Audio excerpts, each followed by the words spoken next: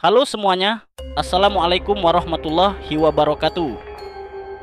Kembali lagi di channel Mas Bay Story bersama saya Bayu yang akan membawakan cerita.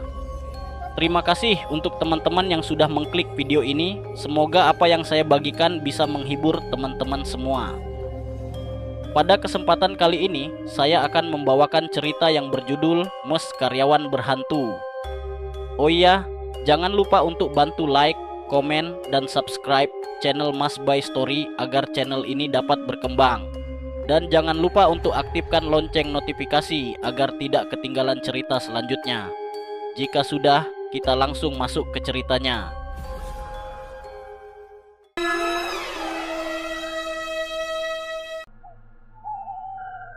Kisah diawali ketika Fadli diterima bekerja di perusahaan manufaktur yang ada di wilayah Tasikmalaya. Ia yang belum menikah dan masih tinggal di rumah orang tua langsung menerima pekerjaan itu. Sebuah kesempatan yang sangat bagus. Perusahaan yang menerimanya merupakan pabrik plastik. Dan meski bukan multinasional, namun perusahaan itu juga bukan perusahaan kecil. Setidaknya ada 500 karyawan yang bekerja. Angka pekerja yang cukuplah besar. Selain itu, tawaran menarik lainnya. Ia juga akan diberikan mes tempat tinggal, sehingga bisa menghemat biaya untuk sewa tempat. Singkat cerita, di akhir pekan itu ia akan pergi ke mes untuk melihat pabrik sekaligus tempat tinggalnya. Oke Mas Wadli, sampai ketemu Senin ya. Tapi minggu sore saya udah di Tasik. Udah di mes minggu sore insya Allah. Oh gitu Mas. Tapi Mas, kalau minggu sore Mas saya masih kosong. Biasanya sih pada datang Senin pagi. Ya nggak apa-apa Mas, biar santai. Kalau Senin pagi saya harus berangkat malam dari Jakarta. Tapi kenapa Mas? Nggak apa-apa Mas. Itulah akhir percakapannya dengan Ridwan, seorang yang nantinya akan menjadi rekan kerjanya. Sesuai dengan percakapan di telepon, hari Minggu sore ia sudah sampai di terminal Tasikmalaya. Bus dari Jakarta hanya sampai di terminal itu. Selanjutnya, Fadli akan menggunakan angkot. Bahkan harus berganti angkot karena roti yang ditempuh cukup jauh. Rupanya perusahaan itu agak jauh dari pusat kota dan bahkan sudah lebih dekat dengan Ciamis. Meski harus naik angkot, namun hal itu terbayar dengan pemandangan alam serta suasana yang masih asri, tipikal kota kecil. Hingga tidak terasa 1 jam perjalanan sudah ia lalui. Dan kini ia pun sampai di pabrik. Terlihat pagar tembok tinggi serta gerbang besi yang besar. Sore, Pakistan. Saya Fadli karyawan baru. Mungkin Pak Ridwan sudah kasih tahu ya. Oh iya Pak Fadli ya. Selamat datang Pak. Pikir saya habis maghrib baru sampai. Hehe. Perkenalkan, saya Saib Udin, panggil aja Udin. Saut security tersebut. Setelah saling sapa dan berbincang, security tersebut akhirnya mengantarkan Fadli untuk berkeliling melihat area. Rupanya perusahaan itu sangat luas. Ada 3 bangunan utama. Bangunan besar paling depan adalah kantor manajemen dan merupakan gedung berlantai 2. Sedangkan di belakangnya ada bangunan pabrik atau gudang. Ukurannya nyaris sama dengan kantor manajemen. Isinya adalah mesin-mesin produksi. Di sebelahnya ada bangunan yang lebih kecil. Pak Udin menyampaikan isinya sama saja, namun skala produksinya lebih kecil. Setelahnya, Fadili langsung diajak melihat mes yang nantinya akan menjadi tempat tinggalnya. Disinilah Fadli sempat terheran ketika security mengatakan yang tinggal di mes hanyalah 7 orang. Yang lain memilih untuk pulang pergi dari Tasik ataupun Ciamis. Akhirnya mereka sampai di depan pagar mes yang tinggi dengan pintu besi yang terlihat terkunci. Security mengatakan pagar selalu dikunci karena takut ada maling. Begitu masuk ada 2 bangunan. Yang pertama rumah agak besar namun tak bertingkat. Dan di belakang ada lagi bangunan yang mirip kontrakan. Dengan pintu berjajar ada 5. Karena Fadli termasuk supervisor, maka ia akan meninggali bangunan besar yang pertama. Bangunan itu dilengkapi dengan TV, kulkas, peralatan dapur, serta yang lainnya. Serta terdapat 3 kamar yang cukup besar. Di dalamnya terdapat lemari dan juga tempat tidur. Mas, yang tinggal di sini tuh kadang datangnya setiap pagi, kadang juga minggu sore atau malam. Tapi jarang banget. Ya udah ya Mas ya, mungkin mau istirahat dulu kan ya. Saya balik ke pos depannya. Ini kunci gembok dengan kunci rumahnya.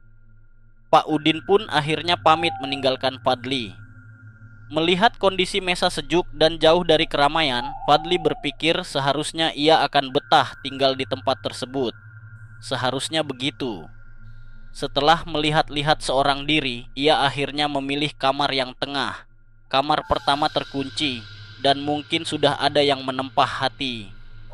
Fadli pun membereskan semua barangnya, kemudian melaksanakan sholat maghrib, dan setelahnya ia bersantai di depan TV. Pintu belakang dibiarkan terbuka karena berpikir penghuni mah selain akan datang. Namun, sampai jam 8 malam itu, rupanya tak ada seorang pun yang datang, membuat suasana benar-benar sangat sepi. Apalagi ketika ia mematikan TV, yang terdengar hanyalah bunyi dari serangga. Pukul 10 malam, terdengarlah suara pagar depan mes yang terbuka. Akhirnya ada juga yang datang malam itu. Ia pun bergegas menuju teras rumah, melihat siapa yang datang malam itu. Namun yang terlihat hanyalah pagar yang tertutup dan tidak terlihat seorang pun di sana. Siapa yang tadi buka tutup pagar ya? Mungkin salah dengar kali ya. Fadli kembali masuk ke dalam ketika tiba-tiba ia mendengar suara langkah kaki, seperti sedang berjalan menuju bangunan di belakang. Dari samping bangunan mes, di belakang kelihatan sangat gelap. Daerah tan pintu tertutup dengan lampu teras yang mati. Di saat itulah sepersekian detik, tiba-tiba terlihat orang yang berjalan dan menghilang ke belakang bangunan. Fadli pun langsung menghampirinya. Mas, Mas, tak ada sautan yang terdengar. Masih dalam keadaan heran, ia pun memutuskan kembali masuk ke dalam rumah. Kembali duduk di depan TV dan menonton acara yang semakin membosankan. Sebenarnya, Fadli mulai merasakan keanehan. Di tempat asing tersebut, sunyi yang terasa seperti memperhatikan, seperti ada sesuatu mengawasi dirinya. Waktu menunjukkan pukul 11:30, ia pun mulai merasakan kantuk dan akhirnya pergi ke kamarnya untuk tidur. Namun entah mengapa, ketika sampai di kamar, ia justru tak bisa tidur. Pikirannya melayang kemana-mana, resah dan gelisah. Ingin pergi, namun ia tak tahu harus kemana. Apalagi ia tak mengetahui area tersebut. Terdengarlah pintu depan yang terbuka, disaut dengan suara langkah sepatu. Kali ini Fadli tak berani untuk keluar. Tiba-tiba ia merasa ketakutan dan memilih untuk mengurung diri di kamar. Langkah kaki pun terhenti di depan pintu kamar. Sontak ia pun langsung terduduk ketika gagang pintu bergerak seolah akan terbuka. Siapa ya? Hening, bulu kuduknya semakin meremang. Iman, tiba-tiba sosok itu menyaut. Ah, syukurlah ternyata orang. Ia pun segera membuka pintu dan berjalan ke ruang tengah. Terlihat Iman yang duduk di ruang tengah dengan lampu yang mati. Ia seperti mengenakan seragam pabrik lengkap dengan sepatu safety-nya. Malah Mas Iman. Baru datang ya? Saya karyawan baru di sini. Baru aja sampai sore tadi. Ucapnya berbahasa basi. Iya nggak apa, istirahat aja dulu, jawab Iman. Iman kemudian berdiri dan langsung berjalan ke ruang belakang. Fadli yang sedikit terheran juga akhirnya kembali ke kamarnya. Ia kini sudah tak lagi cemas, karena kini ada penghuni lain selain dirinya. Pukul 4:30 pagi hari, Fadli terbangun dan akan melaksanakan sholat subuh. Di saat akan mengambil wudhu, Iman sudah terlihat di sofa ruang tengah, duduk menghadap ke depan rumah. Wah, Mas Iman sudah siap berangkat kerja aja. Pagi-pagi banget, Mas. Terlihat Iman hanya menolak dan tersenyum. Begitu selesai mengambil air wudhu, Iman sudah tak ada lagi di kursi sofa tadi. Benar-benar pagi ia berangkat kerja. Waktu menunjukkan pukul 7:30 ketika Fadli sudah siap berangkat kerja. Ia masih sempat menikmati kopi dan juga rokok. Di saat itulah satu persatu penghuni mas lain berdatangan. Dan yang pertama ia temui adalah Ridwan. orang yang sempat ia telepon sebelum ia datang ke Mas tersebut. Mereka pun berbincang di teras rumah. Ridwan berasal dari Bandung. Anak dan istrinya juga tinggal di Bandung, sehingga tiap hari Jumat sore ia akan kembali pulang ke Bandung. Untuk jabatan di perusahaan, Ridwan berbeda divisi dengan dirinya, di mana ia adalah supervisor keuangan. Gimana Mas? Bermalam di mesin dirin betah nggak? Enak kan suasananya? Saya nggak sendirian kok Kang. Wah bisa aja Mas ini. Sayangnya waktu kerja sudah dimulai ketika Fadli belum menceritakan apapun yang terjadi tadi malam. Di hari pertama Fadli bekerja, ia ditemani oleh Hendra, yaitu seorang teknisi mesin yang menjelaskan semua hal yang menyangkut pekerjaan dari awal produksi sampai selesai. Sampai akhirnya mereka memasuki jam makan siang. Gimana Pak, tidur semalam? Betah kan ya? Enak kok, awalnya sih nggak bisa tidur, sepi banget soalnya. Untung aja Pak Iman datang. Jadi ya ada temannya semalam. Iman? Pak Iman yang datang tengah malam. Iya, emangnya kenapa? Emang Iman rumahnya di mana? Pak Iman rumahnya di Bandung. Pak dulunya dia manajer accounting dulunya. Emang sekarang dia bagian apa? Masih, Pak, masih manajer. Hindra terlihat agak panik menjawab pertanyaan itu. Waktu istirahat yang singkat hanya sampai jam 1 mengharuskan mereka untuk akhiri percakapan dan kemudian lanjut bekerja sampai dengan sore hari. Akhirnya, hari pertama bekerja selesai dijalankan oleh Fadli. Dan ketika malam tiba, di saat itu penghuni Mas sepertinya sudah lengkap. Ada Ridwan, Randy, Dadi, Asep, Hindar, dan Agu. Hampir semua tinggal di Bandung kecuali Agu yang merupakan orang Cilacap. Semuanya berkumpul dan bercerita di teras depan rumah. Di tengah asyiknya bercerita, Fadli teringat dengan Pak Iman yang semalam menemaninya. Kali ini Pak Iman tidak terlihat ikut kumpul. Dan ketika Fadli menanyakan di mana Pak Iman berada, tiba-tiba mereka langsung terdiam keheranan Pak Iman. Kok Mas bisa kenal Pak Iman? Kenal dari mana? Semalam saya ketemu jam 12 dia datang. Baru datang dari Bandung katanya. Oh, tadi sore dia pulang lagi ke Bandung Mas. Ada urusan mendadak katanya Asep dengan cepat menyaut. Udah jam 11 aja. Yuk tidur. Ridwan pun akhirnya menutup percakapan malam itu. Waktu terus berlalu. Tak terasa hampir 1 minggu Fadli bekerja. Kini ia sudah mulai terbiasa dengan pekerjaannya. Dan di hari Jumat itu, sebagian karyawan sudah mulai bersiap pulang. Namun, sebagian lagi tetap bekerja. Karena di hari Sabtu, proses produksi tetap berjalan. Meskipun hanya sebagian kecil. Dan di saat itu, Fadli menjadi salah satu yang harus tetap bekerja. Sabtu sore, penghuni Mesh yang tersisa masih sempat berkumpul. Sebagian sudah mengemas barang untuk pulang ke wilayah masing-masing.